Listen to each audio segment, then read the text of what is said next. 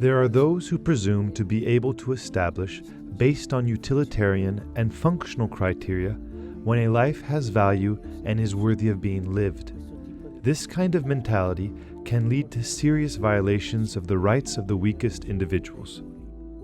The Dicastery for the Doctrine of the Faith's new document, Dignitas Infinita, or Infinite Dignity, was 5 years in the making and was promulgated on April the 2nd, the 19th anniversary of the death of Pope St. John Paul II.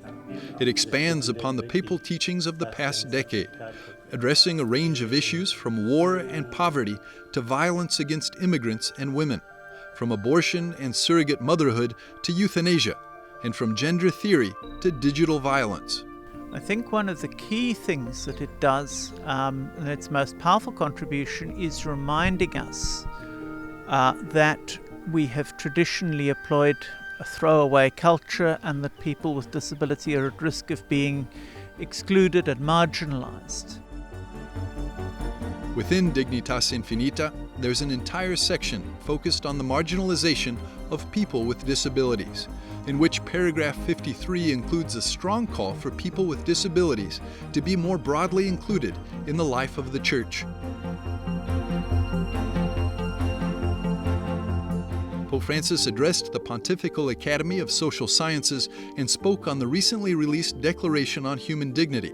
The Pontifical Academy of Social Sciences met for a plenary session on disability inclusion at the Vatican. For 3 days, the Conference of the Vatican included discussions on the rights of persons with disabilities, policies for greater economic inclusion, and philosophical perspectives on disability and the human condition. This document, Dignitas Infinita, reminds the Church that it can't just speak about dignity and not act. Dignity, Pope Francis says, isn't bestowed. It's something that's inherent. It exists at the very core and value of the human person, and the person with disability has to be part of that.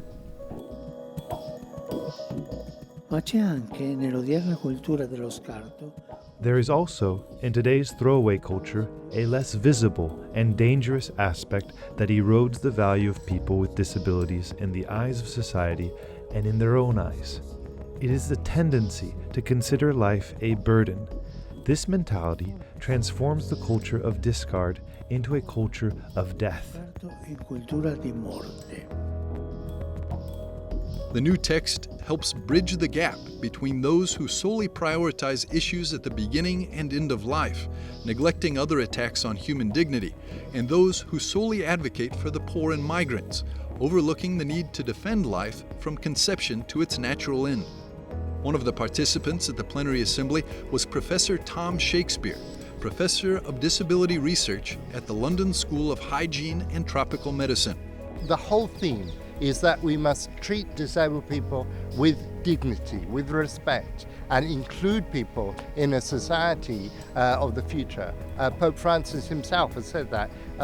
It was a great humbling opportunity to see him this morning in a wheelchair now. He is the same. He is full of vigor. He's just different. And we are all the same. We're all God's children.